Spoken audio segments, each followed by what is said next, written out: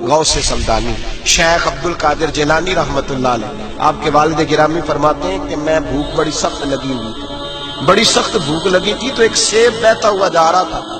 ایک سیب بہتا ہوا جا رہا تھا پانی میں، تو اٹھایا تو کھا لیا۔ دل میں خیال آؤ ہو پتہ نہیں کس کا تھا۔ اب جدھر سے پانی آ رہا تھا ادھر چل نکلا، ایک درخت ہے،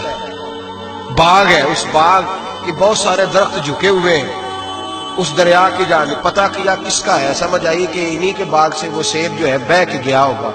کہتے ہیں مالک کے پاس گیا، میں نے جا کے کہا بزرگوں، بڑے نیک آدمی تھے، ان سے میں نے کہا بزرگوں، غوث اعظم کے والد کہتے ہیں، میں نے کہا بزرگوں ایک سیب کھا لیا ہے، تو پریشان ہوں کہ وہ میرے لیے جائز نہیں تھا، بڑی کہہ کرنے کی کوشش کرتا ہوں نکلتا نہیں، مہربانی ہو جائے۔ انہوں نے کہا میں نہیں معاف کرتا، میرا سیب کیوں کھایا، حالانکہ جاتی بھی شاید ایسے ہی جائز ہے، کیوں تو نے کھایا، میں نہیں معاف کرتا تھا۔ کو بابا جی قیمت لے لو، بخش دو۔ بابا جی کہنے لگے چل کچھ دن رہ، میرے کھیتوں کو پانی لگا۔ سید زادے، چڑھتی جوانی، خوبصورت ماتھا، خوبصورت چہرہ، نور دور دور سے چھلک کے پڑے، سادات کے گھرانے کا سجا ہوا نوجوان، کئی پکڑ کے کدال پکڑ کے بابا جی کے کھیتوں کو باغ کو پانی لگاتے۔ کچھ مہینے رہے تو بابا جی سے کہنے لگے بابا معافی، کہنے لگے نہیں مل سکتی۔ کہ کس طرح ملے گی، کہنے لگے ایک بیٹی ہے میری، آنکھوں سے اندھی ہے، کانوں سے بہری ہے، زبان سے گونگی ہے،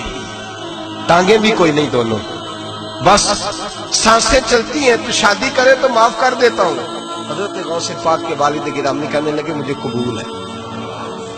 میرے اندر جو رزق چلا گیا اس کو پاک کرنا ہے، کہیں وجود جہنم کہیں جھنہ بن جائے، میری تو نورانیت چلی جائے گی ساری اگر میں اس طرح کا، مجھے قبول ہے۔ نکاح ہو گیا۔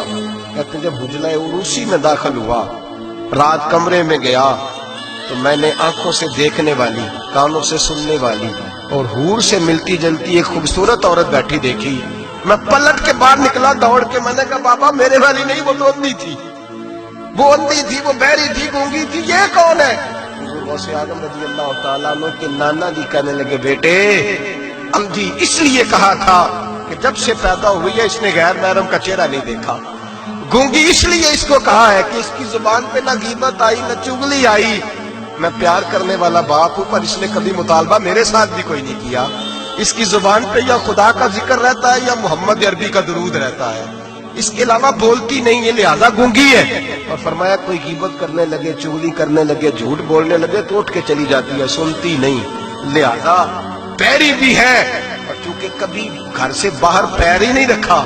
لہذا لنگڑی بھی ہے۔ حضرت جناب سیدنا غوث اعظم کے والد گرامی فرماتے ہیں میں نے ایسی عورت کے ساتھ نکاح کر لیا اللہ کی رضا کے لیے، تو پھر رب نے مجھے عبد القادر جیلانی جیسا بیٹا عطا فرمایا۔ اللہ کرے ایسے لوگ بھی ملے جو کہیں پہلے پوچھ لینا بچہ نمازی ہے کہ نہیں، اللہ کرے کہ رشتے ڈھونڈتے وقت یہ کوئی پوچھنے لگ جائے، اللہ کرے کہ کوئی پوچھنے لگ جائے کہ بچی پردہ دار ہے کہ نہیں، اللہ کرے کوئی پوچھنے لگ جائے کہ بچہ قرآن شریف کے ساتھ دلچسپی رکھتا ہے کہ نہیں، اسے حضور کی نعتیں اچھی لگتی ہیں کہ نہیں، وہ نبی پاک کے نام کا نعرہ لگانا جانتا ہے کہ نہیں، کبھی اس کی آنکھوں میں مصطفیٰ کے لیے کوئی آنسو آیا ہے کہ نہیں، کبھی وہ تڑپا ہے کہ نہیں، کبھی وہ رویا ہے کہ نہیں، کبھی اسے محبوب پاک علیہ السلام کی غلامی پہ ناز ہوا ہے کہ نہیں، کبھی ایسا ہوا ہے